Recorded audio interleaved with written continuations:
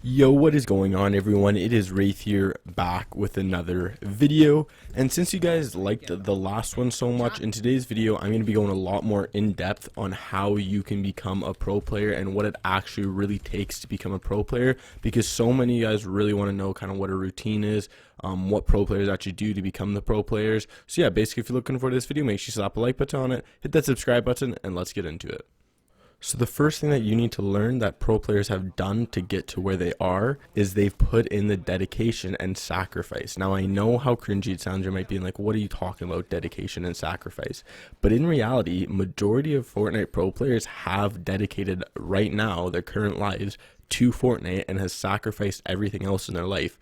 Majority of them, like Clicks, Booga, Savage, all of them are all in online school, so they've sacrificed the high school experience to kind of go pro in Fortnite. I'm not saying you have to do that. I'm just saying that's what a lot of them did once they got to that pro level, to make sure they stayed there. And some of them even did it before they got to that pro level to give them the best opportunity. And the reason for that is because most pro players, like I've said in recent videos, are putting in 6 to 10 hours a day minimum. Yes, some players are putting in more than 10 hours a day to get to that pro level or stay at that pro level, which is absolutely insane. They're literally sacrificing sleep to focus on Fortnite, which in my opinion I wouldn't recommend doing, but I'm just kind of putting it out there that some people are, which is absolutely insane. So the reason that a lot of pro players kind of do online is because it gives them a little bit more time throughout the day to focus on Fortnite, as well as maintain relationships with their friends and go outside, etc. Because think about it, if you are a normal student and you go to school and let's just say you have class from 9 a.m. to 3 p.m., that means you only really have 8 to 10 hours left in the day, right?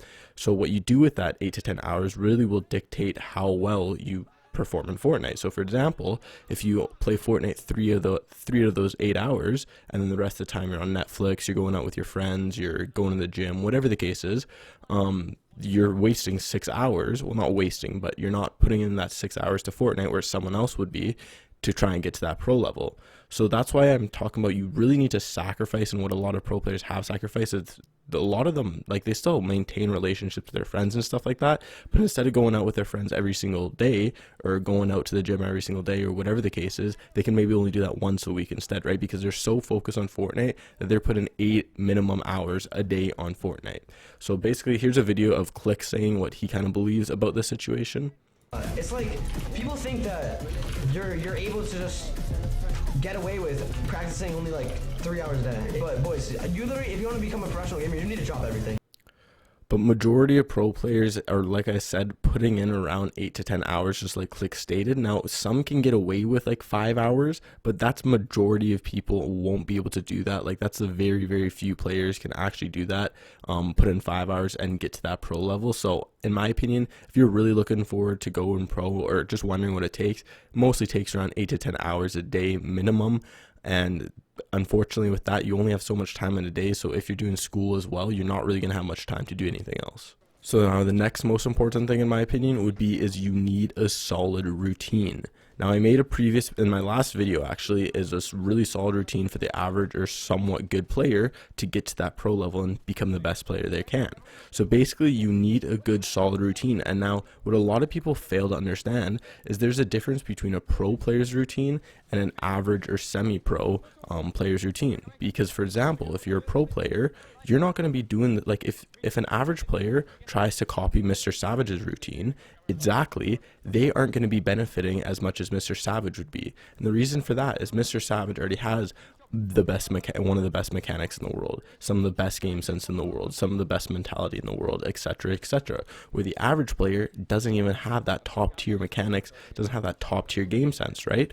So basically a pro kind of Fortnite player, like majority of them, will wake up around 1 p.m., eat some food, blah blah, do whatever, and then they'll hop on around 2ish, play for like 30 to 45 minutes of just warming up, either Kovaxing, free building, whatever the case is, and then literally the rest of the day is basically just customs, right? They either play customs, the odd box fights, 1v1s, etc. like that, or if there's a tournament going on or arena, basically those are the 3 kind of major things they do.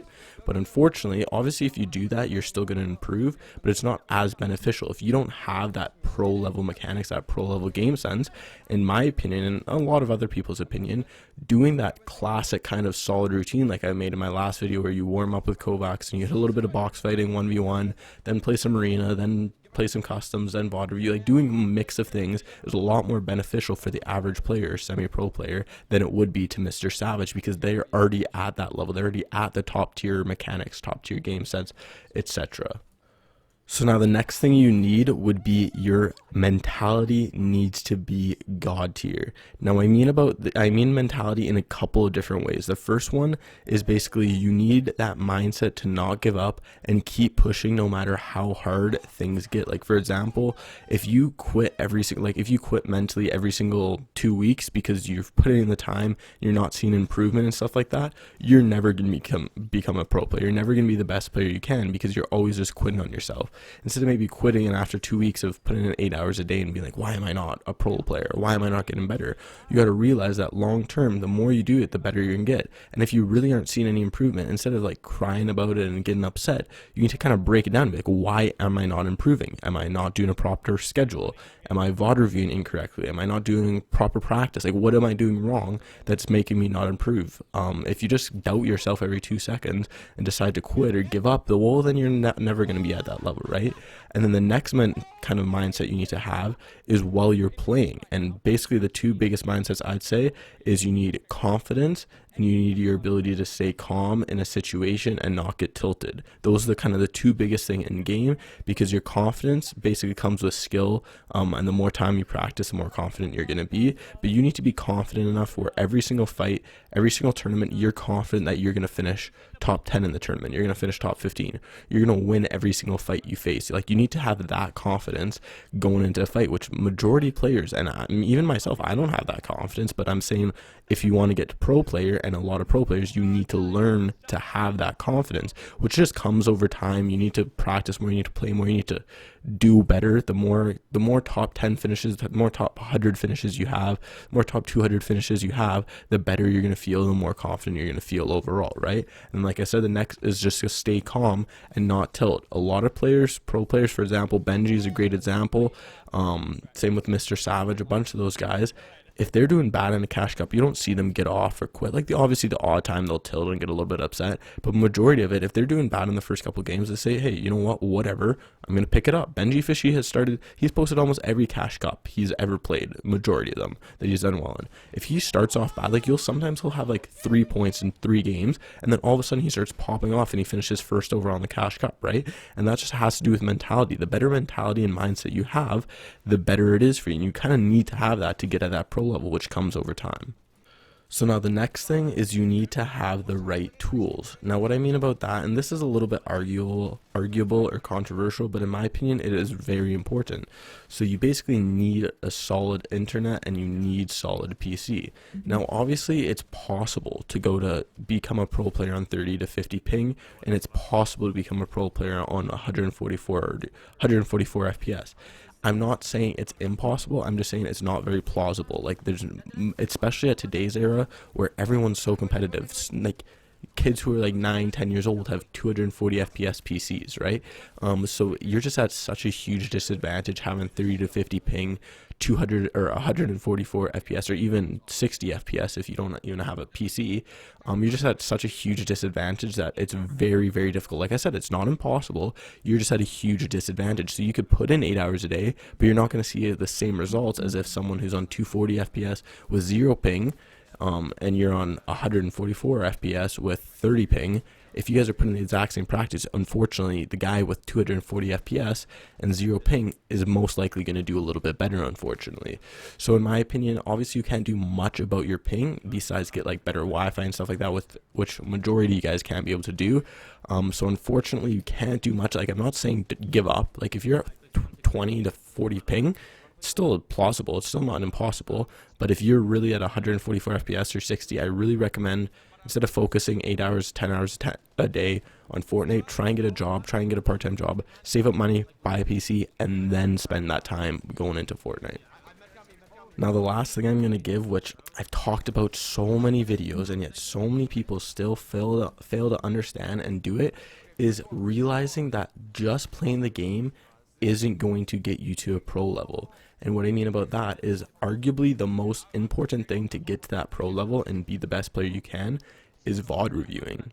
And so many people still to this day don't VOD review properly, or they don't VOD review at all. And literally, in my opinion, it is the best way to become a pro player, become the best player you can. If you don't know what VOD review is, it's basically looking over your own gameplay, or in this instance, looking over pro gameplay to kind of figure out what they're doing, what you're doing wrong, and then what is causing them their success.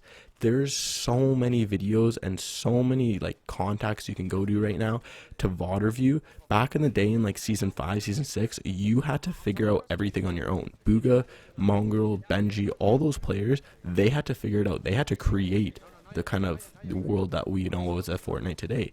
Now you can go on Twitch, you can watch pro players.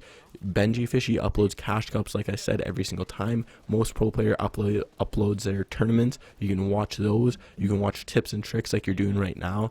Even my own channel, I post literally VOD reviews of like Clicks, Benji Fishy, Mongrel, Nitro, bunch of players. You can watch that, see how I VOD review, see kind of how you can actually properly VOD review.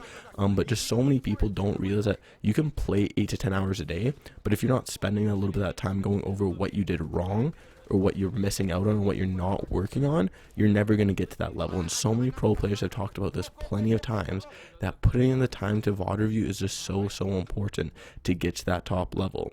So hopefully you guys enjoyed this video. If you did, make sure you slap a like button on it, comment what you want to see for a future video, hit that subscribe button, use creator code WraithFN in the item shop. I'll see you guys in the next one. Peace.